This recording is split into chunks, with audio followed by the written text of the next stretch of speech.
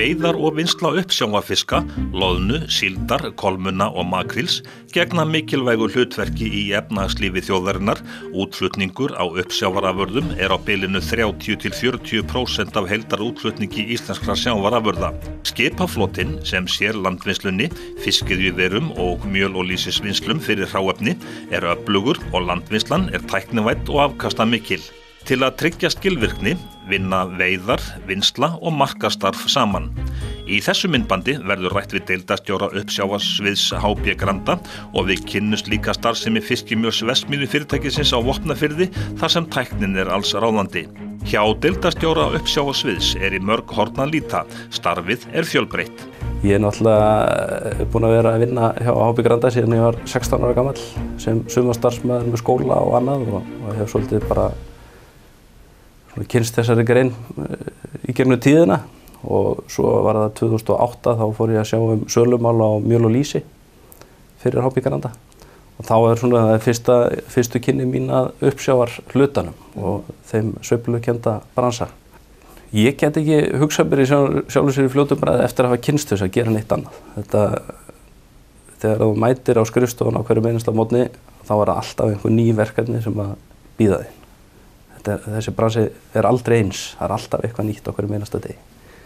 Þeir hlakkar í rauninni til að mæta í vinnuna. Rauðu dagarnir þörfast bara fyrir. Sjávarútvegur hefur náttúrulega upp á bara mjög fjölbreytt störf, að bjóða. Þannig að ég held að þessi tækifæri mjög víða, ekkert bara uppsjávarmegin, heldur bara í öllu og tengdum greinum, ekki síður. Garðar bendir á að sjávarútvegur sé alþjóðleg atvinnugrein. Hann hefur meðal annars starfað á markaðssviði fyrirtækisins. Það mjög gaman að því starfi. Þar maður að fara mikið í heimsóknir út á markaðina og kynnast ólíku fólki og ólíkum menningarheimum. Þannig að það klárlega mikil alþjóða viðskipti í sölu og markaðsmálum í sjávarútvegi. Starfi í sjávarútvegi hefur alltaf verið tengt við fiskvinnsluna og fiskvinnslan per se bara orðin allt öðruvísi heldur en hún var. Þetta störfi í fiskvinnslunni sjálfur meira segja orðin mun meira aðlaðandi núna í dag heldur en þau voru. Þetta tæknistörf mikið.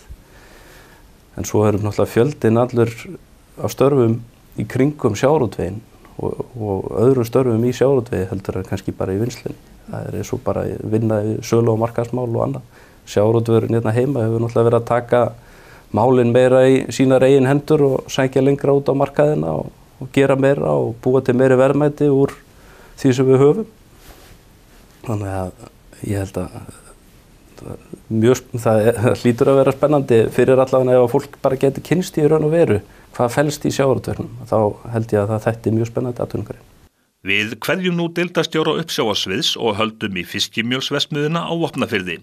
Megnið af hráefni fiskimjölsverksmiðja loðna og kolmunni en hliðarafurðir sem falla til við frystingu í fiskiveri, svo sem hausar og hryggir, fara einnig til vinnslu. Hérna allt í lokuðum vinnslukerfum og að þessu sinni verið að vinna síldarafurðir. Til verður mjöl og lýsi, mikill meirihluti framleiðslu fiskimjölsverksmiðja fer til hráefnis til fiskeldis. Fiskimjölsverksmiðjur þurfa mikla orku og á síðustu árum hefur átt sér stað bylting í rafvæðingu verksmiðjanna. Núna aðalega stöðst við innlendan orkugjafa, rafmagn, en ekki innflutta svartolíu með tilheyrandi mengun. Þessi verksmiðja hefur verið raforkuvædd. Störfin í verksmiðjunni sérhæfð enda tækjabúnaðurinn nokkuð flókinn. Við skulum ekki bíða boðana, höldum fyrst inn í stjórnstöðina. Þaðan nánast allri verksmiðjunni stjórnað með tölvubúnaði. Við ætlum að kynnast starfsemi verksmiðjunnar í fylgd verksmiðjustjórans. Þessi tölvubúnaður gríðarlega öflugur. Til að mynda við komnir með yfir 13.000 mælipunkta þar sem við getum stjórnað öllu í fjarstýringu eða aflestri. Þetta lágmarkar ferðalag fólks eða starfsmanna verksmiðjuna, þar sem þeir geta séð hérna bæði í myndavélum og mynd hvernig ástand verksmiðjunnar Þessu eiginlega nánast alveg orðið stjórnað með tölvum. Afkastageta verksmiðjunnar 1100 tonn á sólarhring. Á skjámyndakerfinu hægt að fylgjast með hráefninu og öllum þáttum vinnslunnar. Ferlið þannig að frá hráefnistöngunum fer það í gegnum sjóðaralínuna þar sem að fiskurinn soðinn og við förum með hann síðan inn á pressur þar sem við pressum vökvann, soðið úr fiskinum og við þann aðskilnað þá fer náttúrulega lýsi með vökvanum. Pressukakkan heldur áfram, við köllum það pressuköku. Soðvökvinn fer inn á mjölvindur þar sem að við aðskiljum þurrefnið frá vökvanum. Það fer síðan saman með pressukökunni.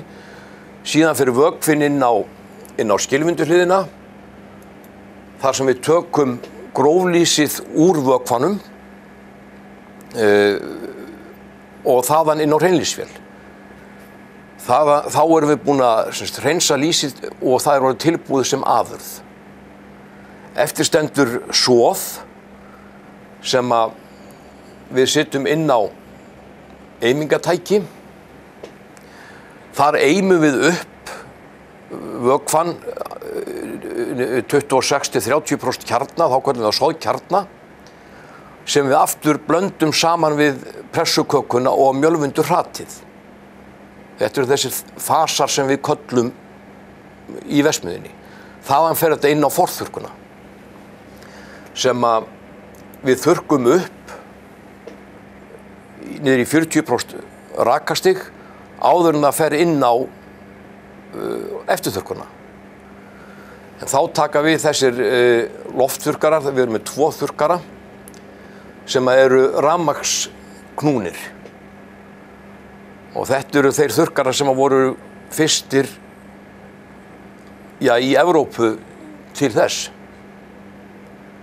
Afurðin flýtur í gegnum þetta kerfi áður en það er kælt niður og malað.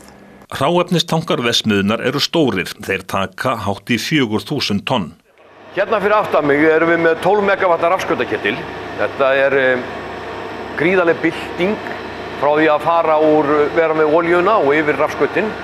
Þetta er hérna framleiðum gufu til suðu og þurrkunar.